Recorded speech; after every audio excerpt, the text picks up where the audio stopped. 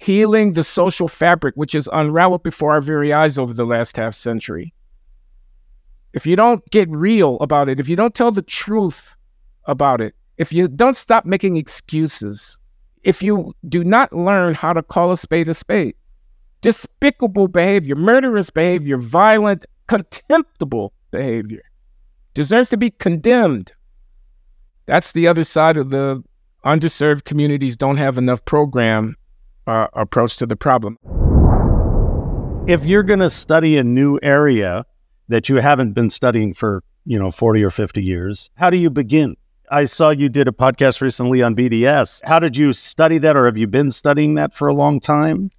It's osmosis, because it's been around for a long time. There was this big controversy at Harvard when Lawrence Summers was president of the university, and he said BDS was anti-Semitic in effect, if not in intent or something like that. And a lot of the liberal faculty got mad at him. And I'm an economist, so, boycotts, those are things that generally interested me that would have contributed to my reaction on BDS. No, I did not study up in depth about that. And your question, how do you begin to do something like that? I guess with the tools that we have with AI and search engines and things like that, it's different than what it would have been 30 or 40 years ago for me. I go online and start looking stuff up and try to identify key sources, and then I might even start with Wikipedia. I'll confess that. Now, at the root of your work, it strikes me critical thinking is one of the most important elements, right? Making your own decisions, even if they may not be popular. And was it always that way for you? And do you agree with that? Do you think critical thinking is a important component of it? Yeah. There's this essay I love by Václav Havel, the Czech former playwright politician, The Power of the Powerless. And he talks in there about what supports the totalitarian structures in Eastern Europe before the fall of the Soviet Union. And a lot of it is going along to get along. A lot of it is flowing along with the anonymous crowd down the river of pseudo-life. That's a quote from the essay. That's how he puts it. That's what he thinks it is. He says you live within the law. You make small compromises. You put a sign in the window if you're a greengrocer that says workers of the world unite, because you want the party official to think you're on the right side. And the lady who's coming to buy her vegetables that morning sees the sign and she doesn't say anything, even though she knows it's BS because she wants to, et cetera. Right. So this kind of critical edge, this kind of edge where you don't accept what you're told, but you ask questions about it, I think that's really very, very, very important. And I think if I were patting myself on the back, I would say that's one of the things that distinguished my own political career as a commentator and critic on social issues, is thinking for myself. Can I jump in with that? Because are you finding now, with all of your students and everything that you've done, do we still have that ability to think critically? Or is it something, given the way that the world is, being online, social media, everything, are we able to exercise something called critical thinking still? And what do you think about your students, or what are you seeing right now? I think it's getting harder, not easier. I think the forces of conformity are multiplying, and the instruments for disciplining people who get out of line and all of that. On the other hand, I think the monopoly on the platforms before this proliferation of social media communications, where everybody is basically a publisher of information, and they can potentially have an audience of millions of people for what it is that they might have to say or think. I think that's new, and I don't think there's putting that genie back in the bottle. So I think that's definitely a plus for critical, out of the orthodox framework thinking. And I think you see that on a lot of issues. But I think my students, I think they're hungry. I say this all the time now when people ask me this. I say, from my experience in the classroom, from a freshman seminar that I take, first year students, 20, and we talk about race and inequality, and from a big lecture course that I do on crime, punishment, and race and policing, with 100 students in it, but they're lectures and they get to answer, there's a Q&A at the end of every class, and we get to know each other and they talk. And I think they're hungry for permission to think a little bit differently. I think their reflex is to say what it is that they're expected to say, but they really know that that's not what they're there to do, and they want permission. So if I tried to run the class in a doctrinaire fashion and say, we all are on the right side of history here, and we know the following things are true, they would fall in line. But if I go in there and I say, okay, you have affirmative action and you've got these Asian kids and, are they being discriminated or not? And there's real arguments on both sides of that issue. And let's hear from this and let's hear from that. They join in and they take up the themes and they struggle with the questions because they're hungry to be challenged. I don't think we're naturally born as lemmings. I think we learn how to be lemmings, how to be followers, how to be sheep. We learn how to be sheep. Have you seen that change in kids over the years, or is there something that's particular to this moment now? I wasn't speaking about change. I think that what I said has always been true. I guess my point is it's still true. It's still true despite all of the other things that we know are going on, the cancel culture and the deplatforming, and that everybody has to have the right hashtag and has to do the right thing on Instagram, or else they get unfriended or blocked or whatever. This kind of thing. This is new. But I think despite that, there's still a hunger for kind of open discourse. But I would say, I've been a college teacher since the 70s. That's a long time. And I'd say things are more blinkered now than they were 40 years ago. So I'm saying both of those things. So there definitely has been a change in the culture toward political correct conformity and social pressures on people to have the right political opinions in the colleges. But there also still is the possibility of having critical, growth-enhancing discussions with these kids that challenge them.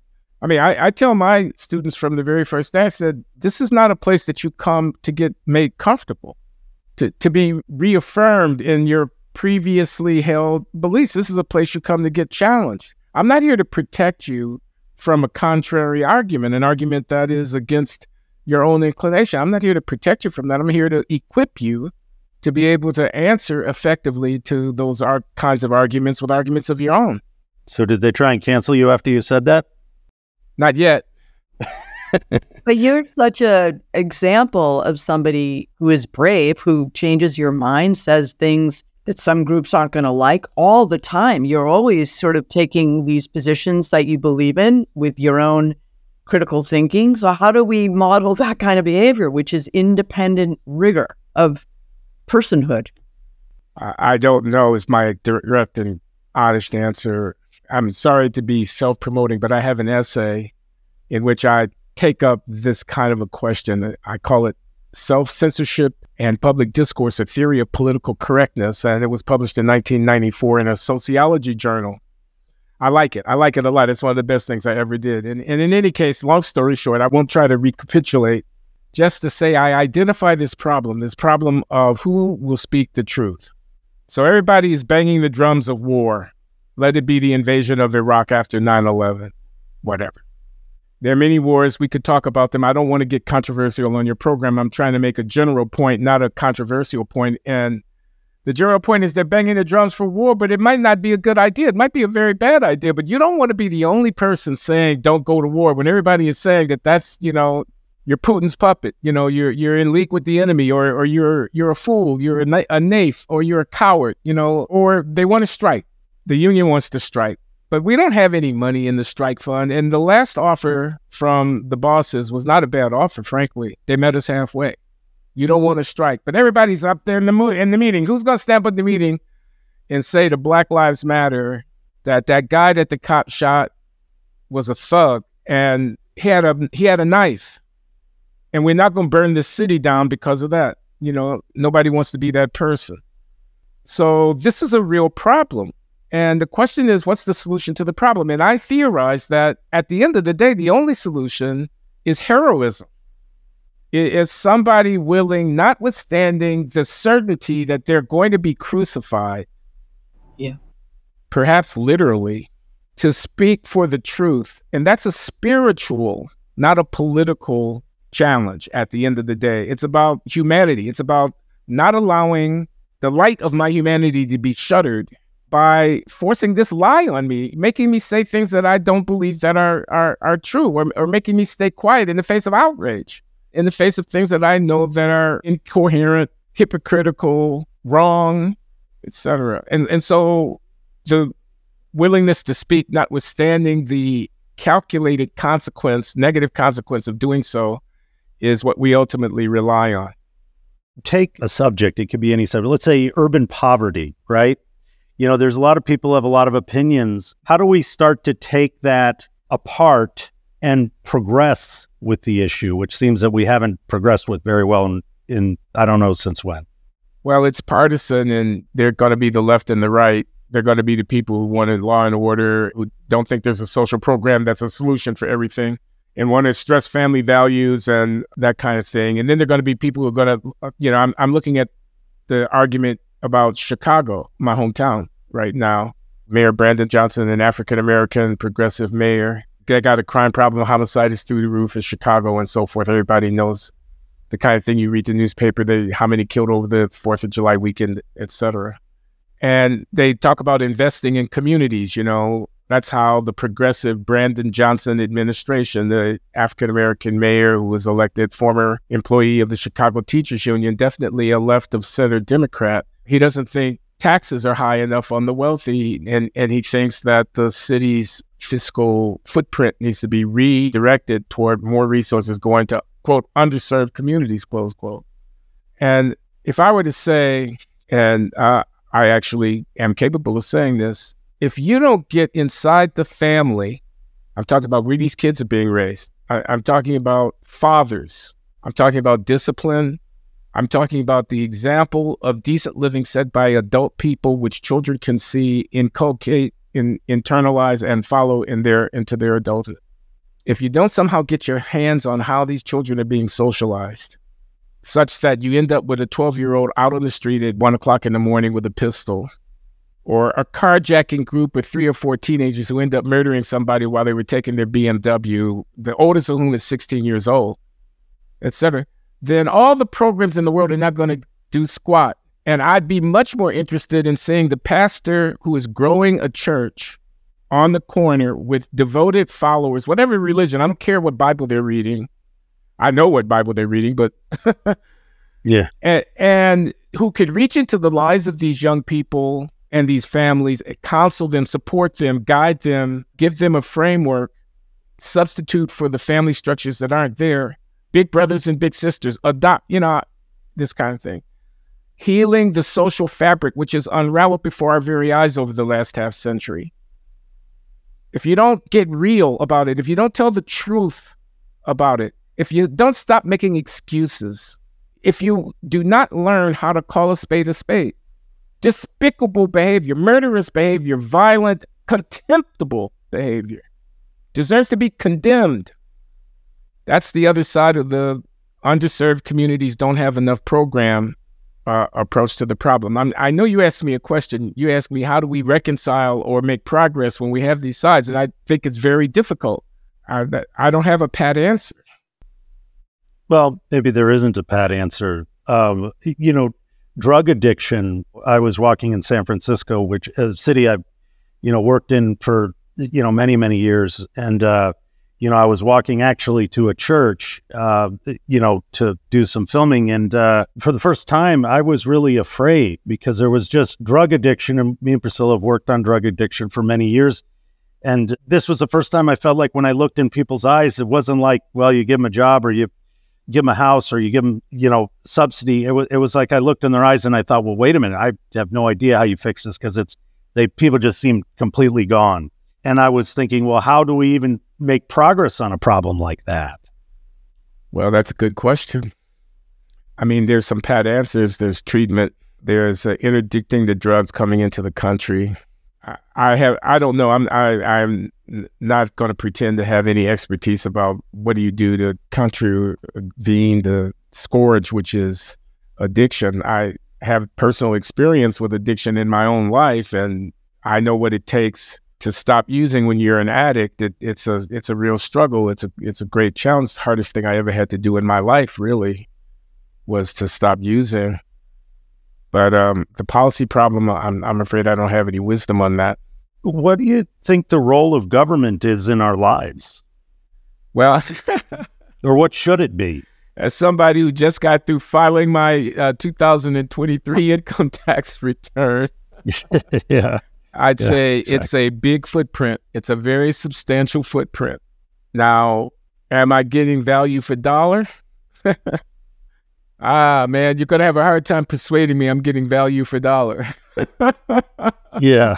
I am paying through the nose. Uncle Sam and company are taking a big chunk of my earnings, and I don't think I'm getting value for dollar in return. Well, what would be the role of a good government, a government that was helping?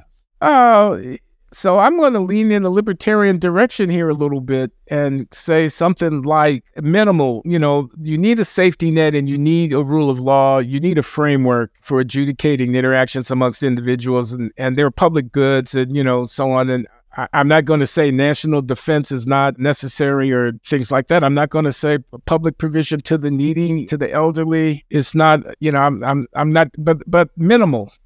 And how to put it? Government can't fix every problem, and I think the welfare state is too big. Now, why do I think the welfare state is too big? I think regulation is too intrusive often on behalf of micromanaging of things and over-politicizing of things.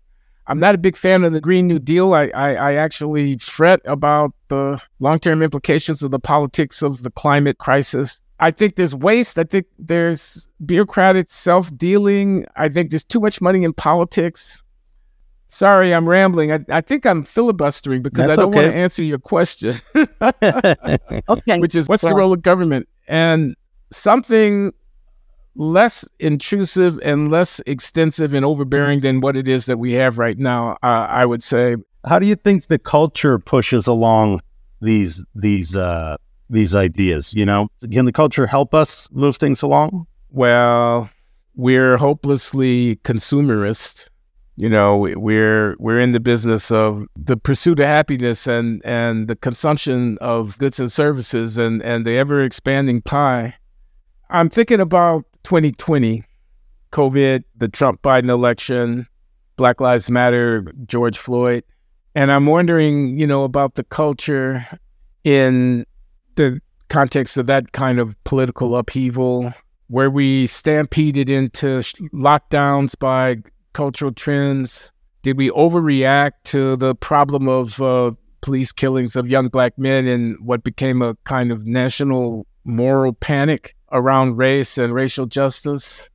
And do the elite cultural barons who gatekeep what goes on television and what's in the movies and in the popular information flow and their antipathy to the populist political upsurge, which the phenomenon of Trump and his following represent, is that a fertile area to look for what's going on in American political cultural life? There's kind of a civil war, not killing, but fighting, on Bill Maher every night and whatever. I was struck. For example, I've been watching the Republican National Convention, and there was a lot of religiosity there. And you would never see it at the Democratic National Convention. You would never, they'd have a preacher to get up and give a prayer, but you'd never see the kind of fervent affirmation of religious belief as a part of the political vernacular of the Democratic Party, as you saw there with the Republican Party. And it struck me that that's a deep, deep cultural fissure, and it's just very interesting. So anyway, I'm rambling a little bit, but these are things I think to remark in response to what you said there, Jesse. People need that, right? And even kind of this hunger for some understanding, some framework in which to understand the world we live. And that's why that is so incredibly effective. And why do you think you wouldn't see that in the Democratic Party? Why would that be counter to a liberal or progressive point of view? Can you kind of understand or help understand why there are two sides like that? Well, the issues, abortion is a big divisive issue. The religious right tends to be pro-life and the progressive left tends to be pro-choice. Of course, there are religious people who are pro-choice and there are atheistic people who are pro-life. But the way the parties are broken down, that's one thing. But I think there's a class dimension to it. I think there's a regional kind of elite universities and the very meritocratic venues of performance on the coast, the country. I think that's a different cultural matrix than the small town and the Midwestern and the whatnot, although I traffic here in stereotypes and tropes, so I should be careful. But I think the bifurcation in social and economic and cultural life, that the advent of the modern high-tech, laptop class, information-intensive, globalized, elite, specialized professional knowledge to get access to it, protected from the ups and downs of a lot of the economic flow, not worrying about your factory closing down or whatever. That kind of class of person versus the person who's, as Obama said in 2008, I think he said, cling to their guns and their Bibles and their religion, or J.D. Vance evokes in his account of his own back. Yeah. Anyway, again, I ramble. There clearly, though, is a difference in the overt affirmation of religious faith as a foundation for their political expression, as between the Republican and the Democratic Party. I don't think there's any doubt about that. There used to be, Vietnam, there's a choice between you're either for it or against it. Now the landscape with Twitter and all these different platforms that we have is so much more complex. One may not have any sort of understanding where they stand. It's almost like you throw your hands in and just say, I have no idea. Do you think it makes it much harder to develop one's opinion if you're just a person and you're just trying to get along in life? You don't know what to, because there's so many different conflicting things that are flying past you. Well, it certainly, I got to say, when I look around today, maybe I'm much more aware of violence around the world, whereas before I wouldn't be able to see it very closely. Now I see it every day. All I got to do is go on Twitter and I see it. I know philosophically where I stand with Ukraine and Russia, but I just see it paraded by all these different points of view every single day. It seems that it makes it more difficult to discern a path through it all. I guess that's right. I do know what you mean, that there's, look at the podcast, my YouTube feed or whatever, all the different things that are coming across my screen about the war in Gaza, about the war in Ukraine, about whatever, about Trump and Biden. They're very, very hardly, sharply held, fixed arch views, and they cut across each other. And it's almost like I pick the one that I want to hear, as opposed to consider them one or the other and then weigh the relative merits and then decide on my own what I think the thing is. It's almost like I come to it with a predisposition and I'm looking to be affirmed, or I'm looking for something I can hold in contempt, something I can sneer at and look down at, and then type off the snide, trollish comment telling somebody that they have their head up their butt. But it's driven more by what I bring to the table as opposed to what it is that I'm taking away from the information exchange. And that's not good. That locks me in to a pre-existing condition. It makes it impossible for me to hear the other side. I'm not interested in the other side, again, except as a negative example. In open society, it's like all voices should be heard. And you could agree with them, you could not agree with them. It strikes me that we have a total intolerance for hearing anybody who doesn't agree with our worldview. We invite speakers to come speak on campus, and then they're drummed out of there so fast they're not even able to give the speech, which means that nobody's exposed to this other point of view. Is this a thing you think will continue, or do you think that this spell of this woke ideology has been broken in recent times? Yeah, I think the spell of woke ideology has been broken. I'm getting notifications almost daily now about companies that have downsized or eliminated their division of diversity, equity, and inclusion, and about retreat from these policies in one way or another. The Supreme Court's decision in the affirmative action case last summer is an indication of this. The presidential election of 2024, which we are witnessing unfold before our very eyes, I think, is an indication of this. I don't think anybody any longer, any serious person, advocates for defunding the police.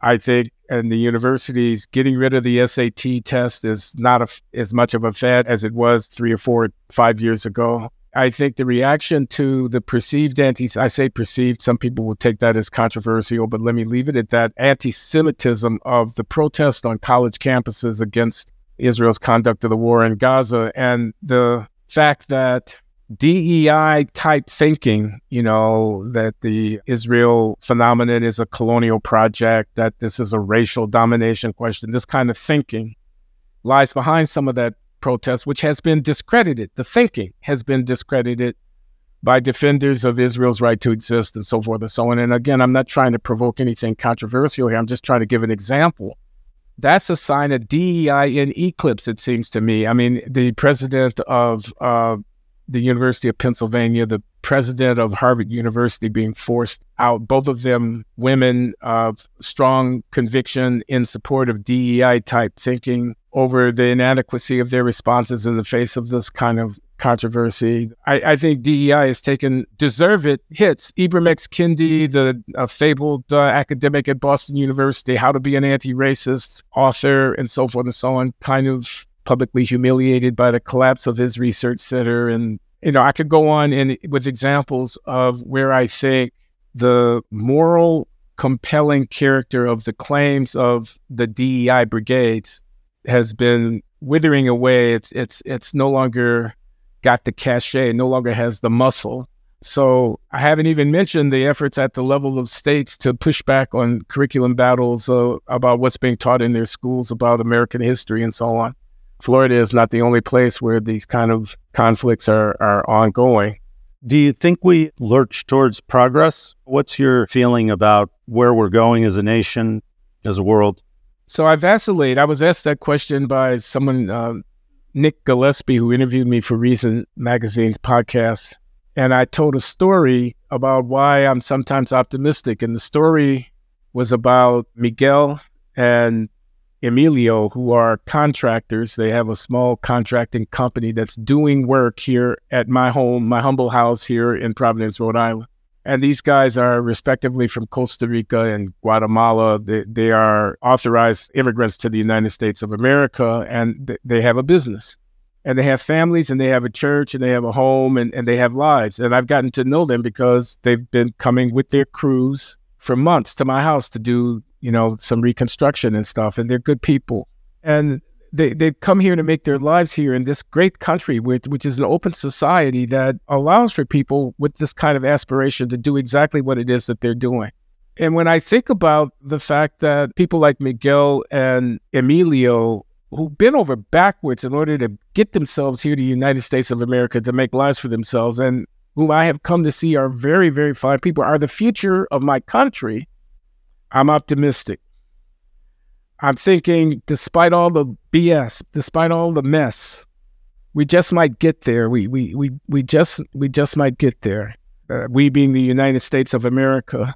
But, presidential candidate just narrowly missed being assassinated just by a fraction of an inch. So the precarity, the sense of vulnerability that near-miss kind of event makes me feel less optimistic about the country. So I'm sorry, I didn't give a clear-cut answer. It's a perfect answer because you went back and forth. I think that's the world we live in. I mean, I think there's hope and despair all at the same time. I mean, I remember, we'd had that period of horrible, assassinations and assassination attempts, and we kind of got through it. And that's the hopeful. I love that. But is there something about what could happen? Are we also on the brink of really a thing that we haven't really seen? A real coming together, a real battling of these ideologies, of these two sides? Like, are you concerned about the potential violence? Does that worry you in terms of what could come next? Well, yeah, it does worry me.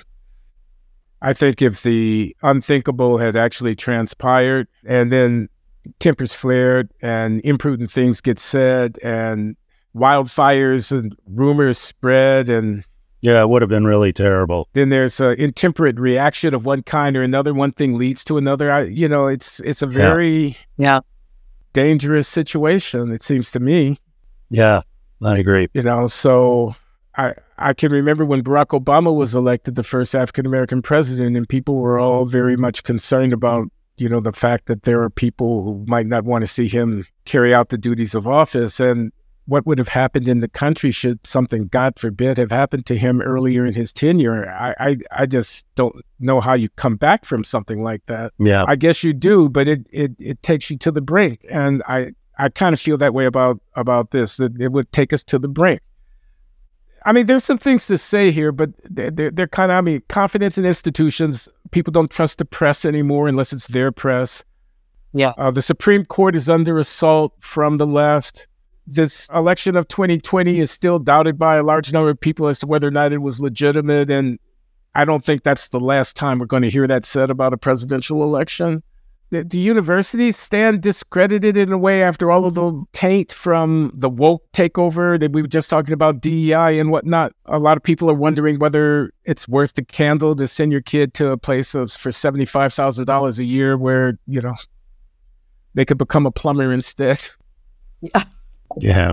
Make just as much money. And by the way, your memoir is incredible. What a story. I couldn't let you go without asking you why, as a late admission, why now? Why tell this story now? Was it something that you just felt like, okay, I'm just going to lay it all out here. I've been doing it anyway in other ways. Very revealing and wonderful. So I've been asked that question, of course. And I didn't start with the intention of, telling it all. And of course, I didn't tell it all. But unreliable narrative. But I told a lot. And I was warned against publishing by dear friends who said, oh, no, this is going to destroy your legacy and don't do this. Self-sabotage. And the best I can do by way of explanation is to say, I became a captive of the project. I became the narrator, but also the subject. And it was self-discovery that was the real motive engine for me to push ahead. I had to tell myself the truth about my life.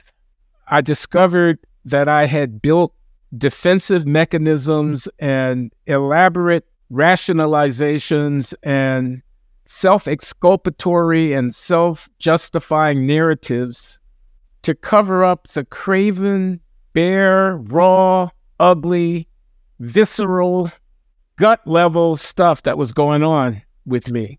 I could give many examples. Here's one. I was having an affair. I was married. I was humiliating my wife by being seen in public with the woman I was dating, the woman with whom I was consorting. Why? Because I wanted out of the marriage, but didn't have the courage to go to the woman to whom I had committed my life and to tell her that I'd prefer to play with someone 15 years her junior than to be serious about the life that we thought that we had together. I didn't have the courage to say that to her. And so I hoped that by humiliating her, I would, in effect, force her hand and she would kick me out and then I'd be free from the obligation. Okay, that's a confession, you guys. Yeah. One of many in this book. I'm not proud. That was ugly. That was cowardly. That was narcissistic. It was awful. That was me. That's who I was. Is it who I am still? How would I ever be able to answer negative to the question, no, it's not who I am still, if I don't face up to who I was in the first place? If I don't strip away the cover story, if I don't get deeper, if I don't get real, getting real with myself and getting real with the world, those two things became intertwined. Those two things became inseparable. I'm going to go to my grave as best I can, confronting the real story of my life, still unfolding, still hopefully being lived in good faith.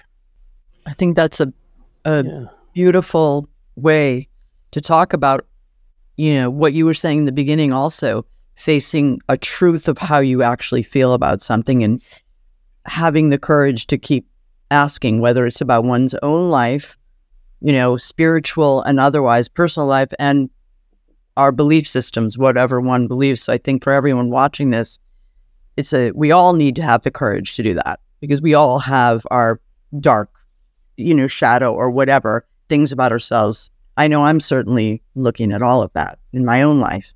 So thank you for that. Yeah. Yeah. Glenn, thank you so much for coming on. Really, really appreciate it.